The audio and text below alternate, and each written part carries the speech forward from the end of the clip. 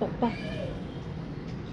खरं तर खूप काही लिहिण्यासारखं, खूप काही आहे सांगण्यासारखं, काही काही हृदयात साठवलेलं, काही मनात लपवलेलं, काही गळ्यात दाटलेलं, काही डोळ्यांच्या पापणीत अडकलेलं, खूप काही आहे. पप्पा, तुम्ही म्हणजे माझे हिरो, तुम्ही सुपर हिरो. तुम्ही तुम्ही म्हणजे नजरेचा धाक, मायेचा ओलावा, माझ्या माझ्या मनाचा हळवा कोपरा. तुम्ही म्हणजे तुम्ही म्हणजे मला मिळालेला आत्मविश्वास.